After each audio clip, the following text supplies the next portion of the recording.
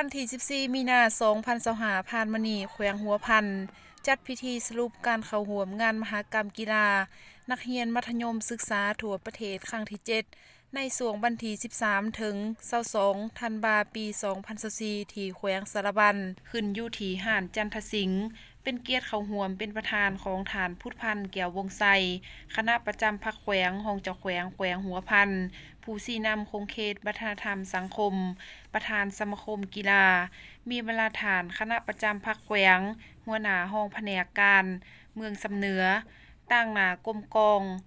หัวหน้าห้องของการศึกษาธิการและกีฬา10เมืองบรรดารัฐวิสาหกิจทางภาครัฐและเอกชน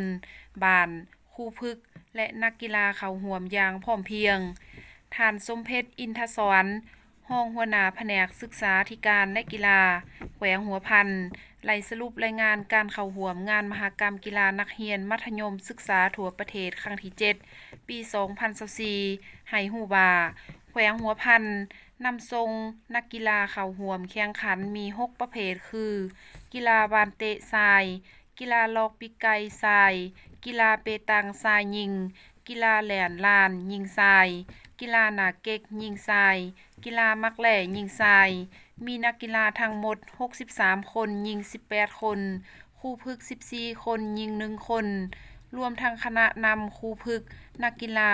ผู้บริหารทั้งหมด95คนยิง21คนผลการแข่งขันแขวงหัวพันไล่เหรียญทั้งหมด15เหรียญเหรียญคำ3เหรียญเหรียญเงิน6เหรียญเหรียญทอง6เหรียญกีฬาแหลนลาน1เหรียญคำ2เหรียญเงิน2เหรียญทองเต้นยาวยิง1เหรียญคำสุกลูกน้ำหนักทรายเหรียญเงิน1เหรียญ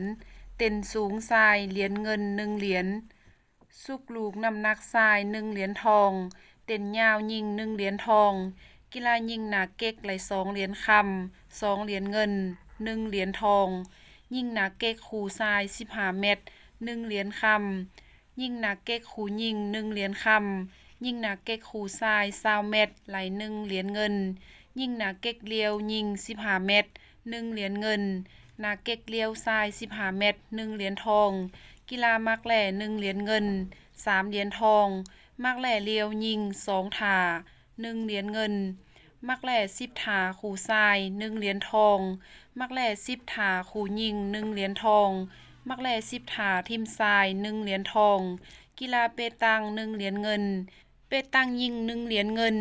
โอกาสนี้ยังไหลผ่านขอตกลงบ่ารวยการหมอบใบย่องยอใบเกียรติคุณใบสมเสยให้บรรดาครูพึกษ์นักกีฬาบรรดารัฐวิสาหกิจภาครัฐและเอกชนบริษัทห้างห้านโรงเรียนและบรรดาครอบครัวเป็นเกียรติหมอบใบย่องยอใบเกียรติคุณใบสมเสยและหมอบรางวัลต่างๆโดยแม่นฐานพุทธพันธ์แก้ววงไสคณะประจำพรรคแขวงห้องเจ้าแขวงแขวงหัวพันหมอบตามลำดับมีบางครั้งก็ต้องหลั่งน้ำเหงื่อมีบางเทื่อก็ต้องหลั่งน้ำตาจำเป็นมาชีวิตเป็นเดิมพันสิ่งสำคัญนั่นคือมิตรไมตรีอยากให้เรามีศักดิ์ศรีสูงเด่นอยากให้เราเป็นสำ